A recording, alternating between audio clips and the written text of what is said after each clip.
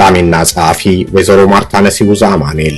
ሳሊ ገጣሚና ጸሐፊ ወይዘሮ ማርታ ነሲቡ ዘአማኑኤል ገና በልጅነታቸው ነበር የስዕል ፍቅር ያደረባቸው። ሴት ኢትዮጵያውያን በስነ ጥበብ መስክ በተለይም በሰዓሊነት ለመሰማራት ባልደፈሩበት ዘመን በ1940ዎቹ ሰዓሊነትን ሙያቸው አድርገው በሙያው ፈርቀዳጅ ለመሆን በቅተዋል።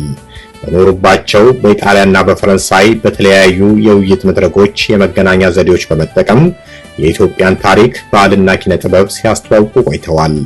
ወይዘሮ ማርታ ነሲቡ በ1923 ዓ.ም በአዲስ አበባ የተወለዱ ሲሆን በኢጣሊያ ወረራ ዘመን ከቤተሰቦቻቸው ጋር ወደ ኢጣሊያ ተወስደው በምርኮኝነት ለዓመታት በኢጣሊያ እስር ቤት አሳልፈዋል። ገና የ14 ዓመት ታዳጊ ወጣት እያሉ በ1937 ዓ.ም በአዲስ አበባ ስራቸውን አቅርበዋል። ማርታ ነሲቡ በትምህርት ሚኒስቴር መስሪያ ቤት ውስጥም የሰሩ ሲሆን የልጆች መማሪያ የሚሆን መጽሐፍቶችንም አዘጋጅተዋል። ከ1956 ጀምሮ ግን ኑሯቸውን በውጭ ሀገር አድርገዋል።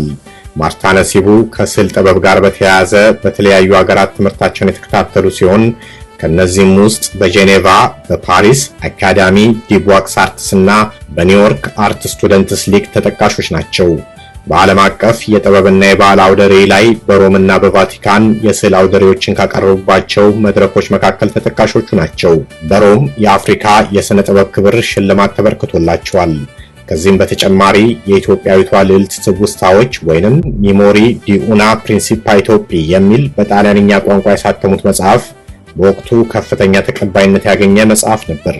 አባታቸው የአዲስ አበባ ከንቲባ የነበሩና በ5 ዓመቱ የፋሽስት ወረራ ጊዜ በደቡብ ግንባር በኡጋዴን ከፍተኛ ተጋድሎ ያደረጉና ዋና የጦር አዝማች የነበሩ ስመጥሩ ጀግና ደጃዝማች ነሲቡ ዘአማኑኤል ናቸው። ደጃዝማች ነሲቡ ሕይወታቸው ያለፈው ከጣሊያን የመርዝ ጋዝ ጥቃት ጋር በተያያዘ በደረሰባቸው ሕመም ነበር። ወይዘሮ ማርታ ነሲቡ የ3 ልጆች እናት ነበሩ። በመጋቢት ወር 2012 ዓ.ም በተወለዱ በ89 ዓመታቸው ከዚህ ዓለም በሞት ተለይተዋል። ሴት ኢትዮጵያውያን በስነ ጥበብ መስክ በተለይም በሰዓሊነት ለመሰማራት ባልደፈሩበት ዘመን በ1940ዎቹ ሰዓሊነትን ሙያቸው አድርገው በሙያው ፈርቀዳጅ ለመሆን በቅተዋልና ክብር ይገባቸዋል። ስለተከታተላችሁኝ አመሰግናለሁ። መልካም ጊዜ።